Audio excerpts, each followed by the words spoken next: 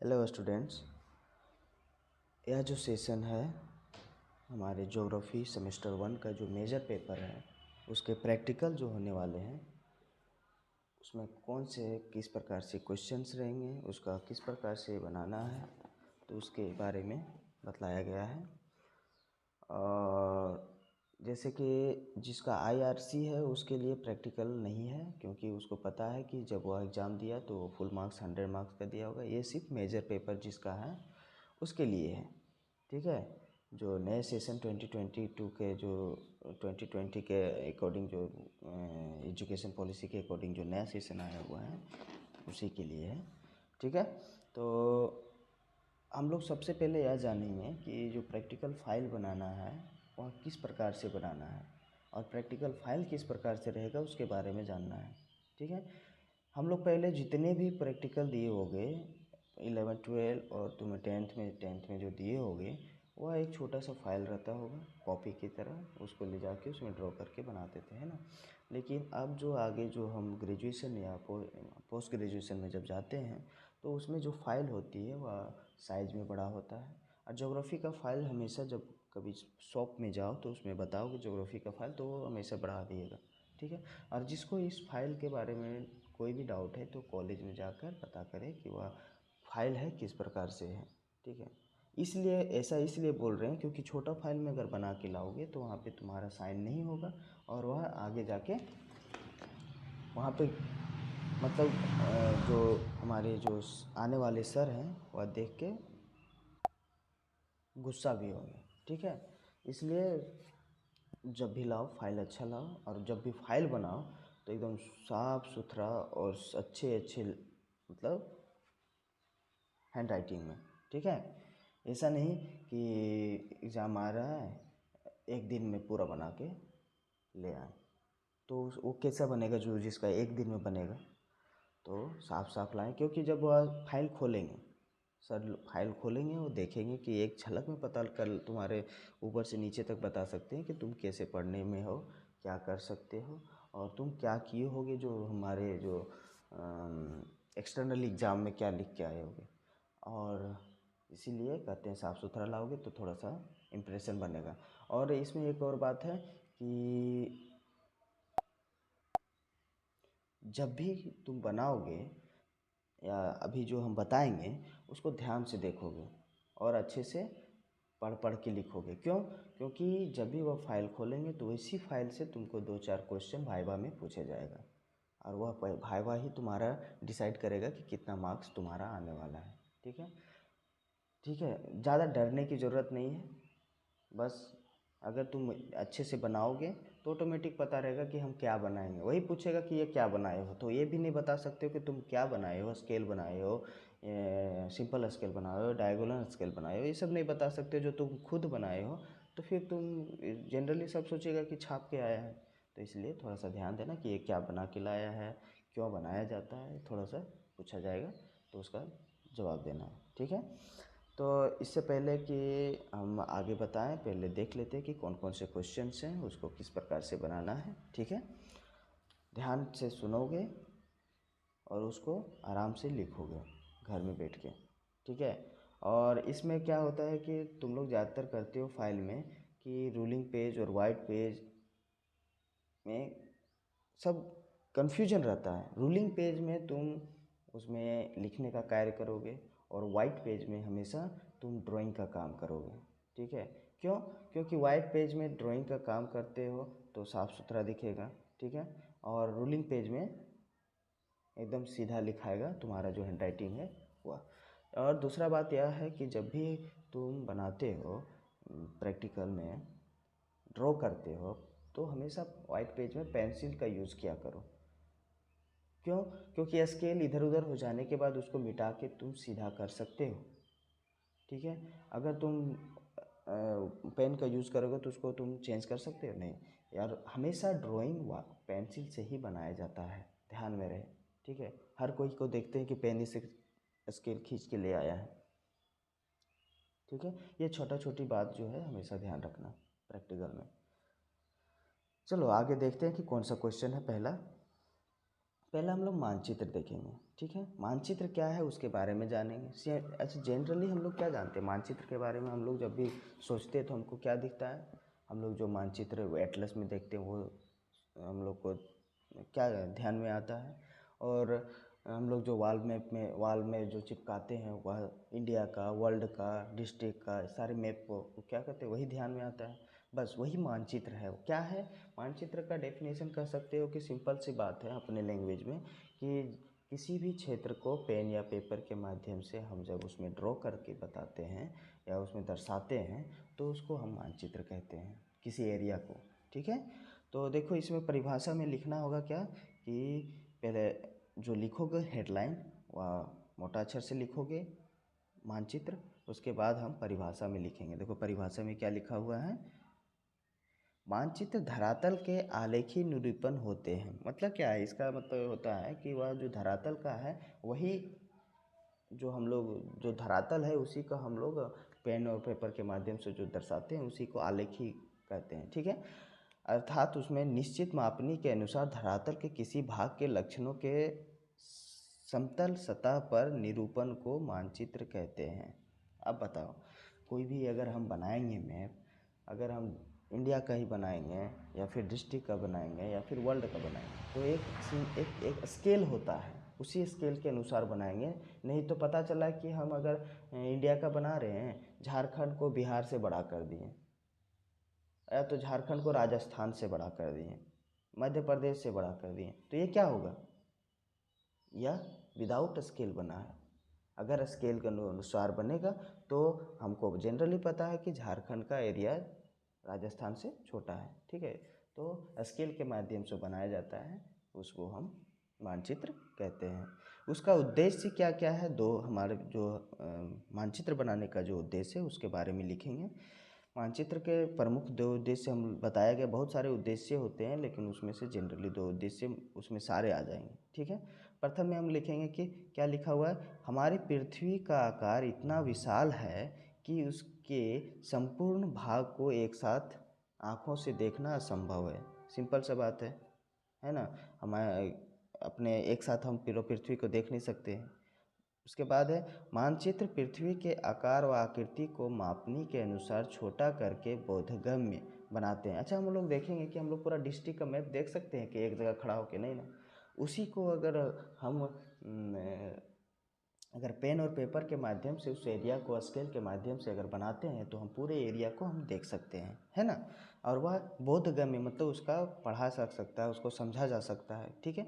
किसी प्रदेश में जलवायु व मौसम दशाएं कैसी रहती है, पृथ्वी पर जनसंख्या का वितरण एवं बस्तियों के प्रतिरूप किस प्रकार के हैं, वहाँ के आर्थिक व्यवसाय जैसे कृषि, कारखाने, परिवहन तथा व्यापार, वहाँ के आर्थिक व्यवसाय जैसे कृषि, कारखाने, परिवहन तथा व्यापार, ये ध्यान रहेगा, ठीक है। किसी कहीं भी जगह का आर्थिक क्रियाकलाप जैसे होते हैं ना, कृषि, कारखाना है, कहाँ कहाँ पे ज़्यादा एस्टेब्लिश है, कहाँ पे कम कम बस्ती है, कहाँ पे रोड गया गुजरा हुआ है ना, परिवहन रोड होगा ना। व्यापार कहाँ पे होते हैं, किस प्रकार से, कहाँ सेंटर है, उस सब चीज़ के बारे में हमको दर्शाने में और समझने में अच्छा मतलब आसानी होती है। आदि की क्या अवस्था है तथा सामाजिक सांस्कृतिक एवं राजनीतिक प्रणालियाँ कैसी है, इस प्रकार के भौगोलिक तथ्यों एवं कारकों को स्पष्ट करना मानचित्र का उद्देश्य है। उसका मुख्य उद्देश्य कितना प्रकार से बताया? बसाव बताया, हमारा परिवहन बताया, परिवहन मतलब रोड बताया, किस कहाँ से कैसे गुजरा हुआ है, कौन कौन से रोड हैं, जाल कैसा है उसका, व्यापार कहाँ कहाँ से होते हैं, सामाजिक सांस्कृतिक मतलब कौन से एरिया में किस प्रकार के सामाजिक व्यवस्था है, सांस्कृतिक वहाँ किस धर्म को माना जाता है, इस प्रकार से सारी चीज़, राजनीतिक सारे उस एरिया को कितने जो बाउंड्री है वो सीमा जो होते हैं उसके बारे में बतलाता है। ये जानने में क्या होता है हमको उद्देश्य, इसका मुख्य उद्देश्य यही सब है, ठीक है। दूसरा उद्देश्य में हम देख सकते हैं धरातल पर विभिन्न प्रकार के भौगोलिक अवस्था जैसे भौतिक, आर्थिक, सामाजिक, सांस्कृतिक तथा सामाजिक राजनीतिक प्रतिरूप साथ साथ विद्यमान होते हैं। इन विवरणों में से केवल आवश्यकता अनुसार छांटे गए विवरणों को प्रदर्शित करने मानचित्र महत्वपूर्ण साधन है। करने में मानचित्र जो है महत्वपूर्ण साधन है। इसके अतिरिक्त धरातल पर दिखलाई न देने वाले प्रतिरूपों को भी मानचित्र के द्वारा प्रकट किया जा सकता है। अब बताओ, यह क्या बोला गया है कि भौतिक, आर्थिक, सामाजिक, सांस्कृतिक हम लोग तो ऊपर पढ़ ही चुके थे, है ना।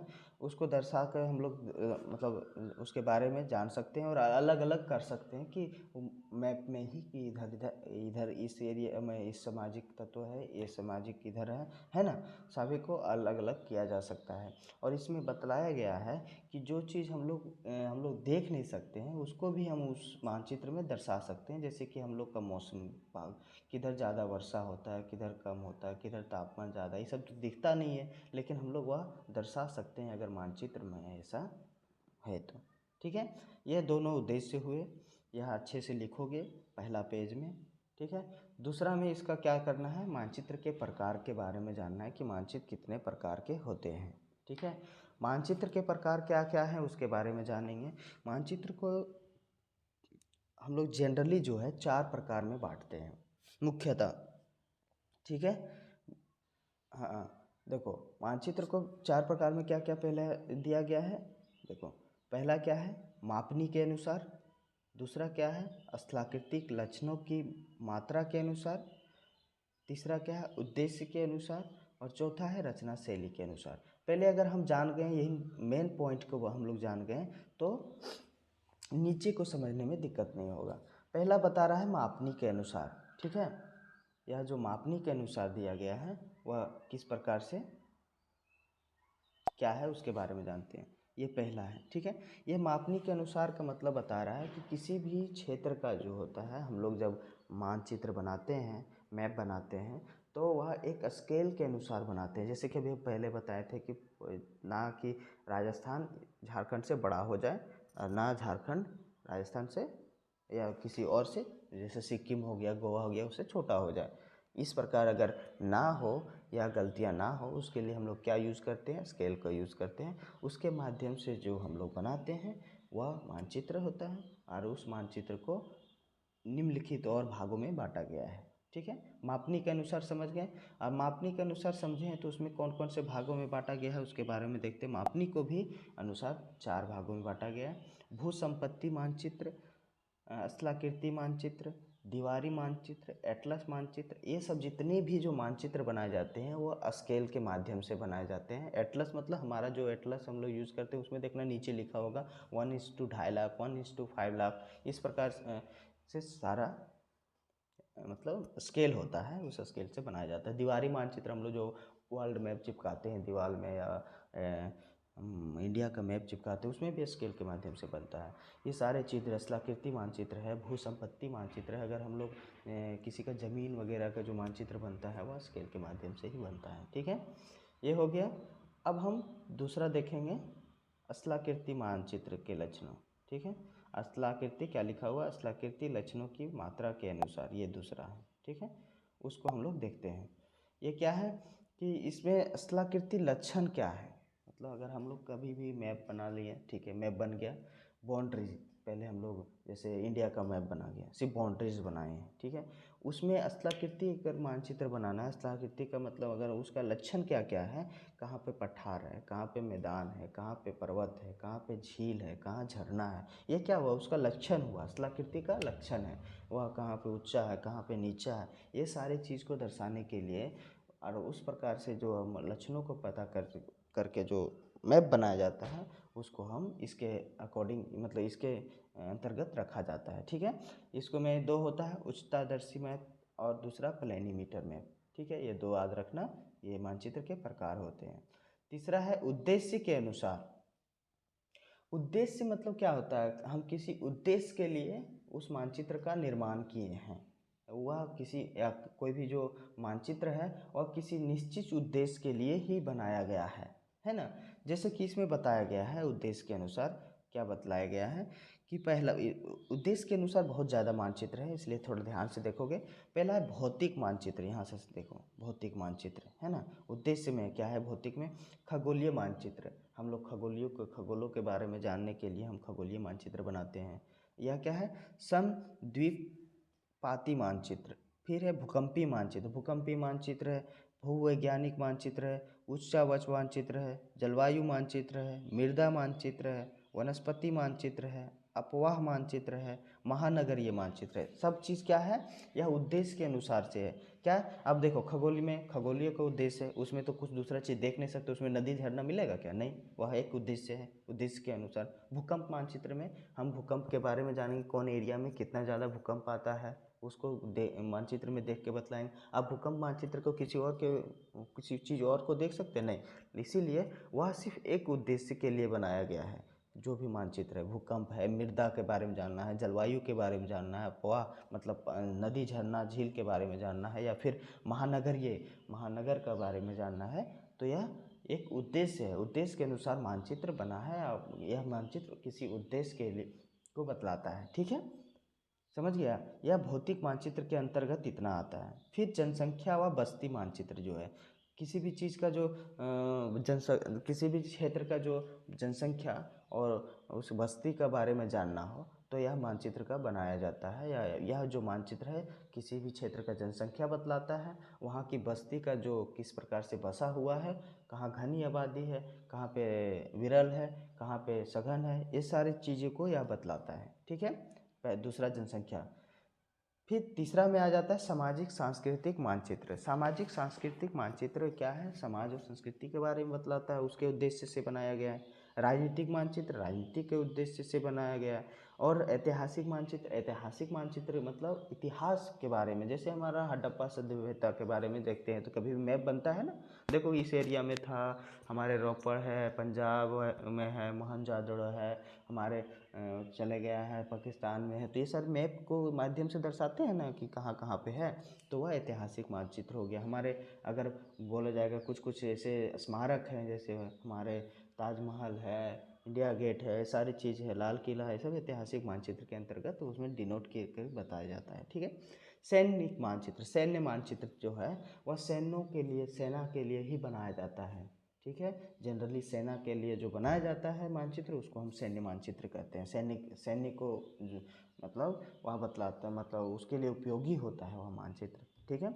आर्थिक मानचित्र को भी बांटा गया है। आर्थिक मतलब हम क्या बोलेंगे, किसी भी हमारे जो इंडिया का है वह आर्थिक का जो स्रोत है, उसका जो डेवलप कर रहा है वो क्या क्या है, उसके बारे में डिनोट करता है। जब मानचित्र में कहाँ से ज़्यादा संसाधन है, कहाँ कम संसाधन है, बहुत सारे कहाँ उपयोग, भूमि का उपयोग होता है, कहाँ पे सड़क जो है बना हुआ है जिससे हम पैसा टोल टैक्स लेते हैं, ज़्यादा आता है, इस प्रकार से कृषि कहाँ से होता है, ये सारी चीज़ आर्थिक मानचित्र के अंतर्गत आते हैं। देखो आर्थिक मानचित्र को बांटा गया भूमि उपयोगी मानचित्र, परिवहन मानचित्र, कृषि मानचित्र, खनिज मानचित्र और औद्योगिक मानचित्र। ये हमारा तीसरा मानचित्र कंप्लीट हो गया। उद्देश्य के अनुसार हम लोग जो हमारा जो उद्देश्य है उसके अनुसार हम लोग कंप्लीट कर लिए ये तीसरा। अब चौथा हम लोग देखेंगे रचना शैली के अनुसार, ठीक है। अब रचना शैली के अनुसार क्या क्या है उसके बारे में जानते हैं। रचना शैली क्या होता है, कोई भी हम मैप बनाते हैं तो वहाँ एक दो चीज़ होता है ना, क्वालिटी और क्वांटिटी, है ना। तो क्वालिटीज़ में होता है उसके गुण के बारे में बतलाता है, उस क्षेत्र का गुण के बारे में बतलाता है, उसको हम गिन नहीं सकते हैं, वह भी भावनात्मक चीज़ है, ठीक है। और जो मात्रात्मक है जिसको हम क्वांटिटी कहते हैं, है ना, दो चीज़ है ना, गुणात्मक और मात्रात्मक। क्वांटिटी मतलब वहाँ के बारे में अकॉर्डिंग टू उसको हम गणना कर सकते हैं, ठीक है, उसको हम गणना कर सकते हैं। जैसे कि हमारे जनसंख्या मानचित्र हो गया, है ना, कहाँ पे किस प्रकार से जनसंख्या है उसका मानचित्र को बारे में बताया, वो मात्रात्मक हो गया। लेकिन गुणात्मक आ गया तो हम लोग गुणात्मक में देखेंगे सांस्कृतिक हो गया, या फिर हमारे ये जलवायु हो गया, तापमान हो गया, ये सब गुणात्मक है, ठीक है। इस प्रकार से मानचित्र है। मानचित्र के प्रकार को हम लोग अच्छे से समझ गए और किस प्रकार से बनाना है उसके बारे में देख लिए, ठीक है। अब नेक्स्ट हम लोग देखेंगे रिप्रेजेंटेटिव फ्रैक्शन क्या है और क्यों बना है, इसका उपयोग किस प्रकार से होता है, ठीक है। यह मानचित्र के बारे में जान लो, ठीक है। यह पहला क्वेश्चन कंप्लीट हुआ। आगे हम लोग जल्दी जल्दी से देखेंगे और इतना, ठीक है।